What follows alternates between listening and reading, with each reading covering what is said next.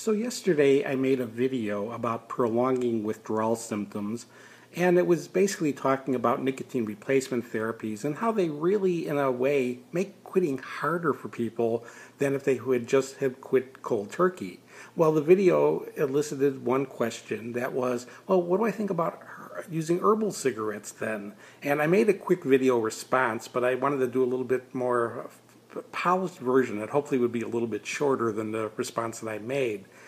The problem I have with things like herbal cigarettes are, first, and this is probably one of the most important ones, you never really know the true source of some products. And there was a report done by the Federal Trade Commission back in 2000 how a lot of products that were saying they were herbal and they had no nicotine, when they went and examined the stuff, some of the stuff had blended tobacco in, and thus they had nicotine in them, and they could have put a person back to smoking.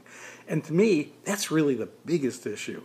This is also true with electronic cigarettes. This is a more current issue, but it's one that in a lot of the early reports that were done and studies that were done, some of the liquids that were claiming to be nicotine-free had nicotine in them. And while this may not make a big difference for someone who's a dual user, so they're just getting nicotine, anyway, it's a big deal for someone who is taking it thinking that, oh, let me try this. I don't smoke anymore, but let me see what this is like. And that could have put them right back into, nicotine withdrawal and then back to smoking. But now the other issue is, well, what about just using, if it's truly an herbal product?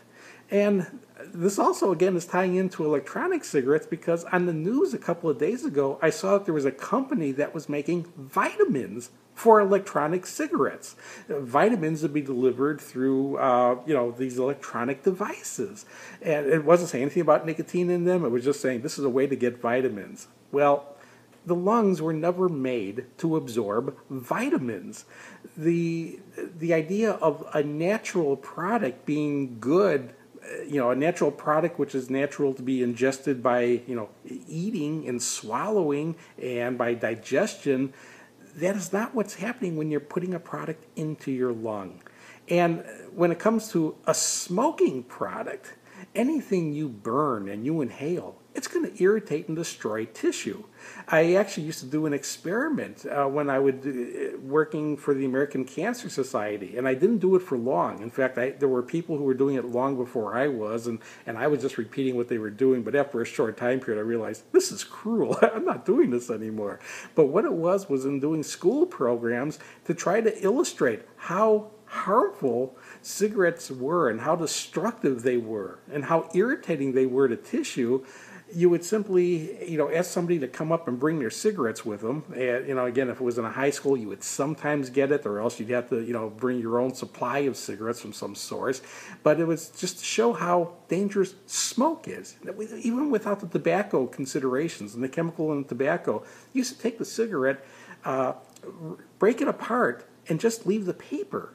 And then what you do is you light the paper on fire, and then you blow it out, and there would be a stream of smoke coming off that paper. And you put it under the person's nose and say, just inhale this through your nose. Just take a deep whiff of this. Well, this would take the biggest and strongest kid in the school who, could be extremely macho person and reduce him to tears in a second. It is so irritating. It hurts so much that, again, it showed the kind of irritation that goes on in your body when you inhale smoke. This wasn't counting all the thousands of chemicals that were making up the tobacco. This was just the paper. So using an herbal cigarette, you're burning that paper plus all the other chemicals. And you need to understand some of the problems that happen from tobacco itself. It's not raw tobacco. It's when you combust it, it's when you burn it, that some of the chemicals that are carcinogenic are produced.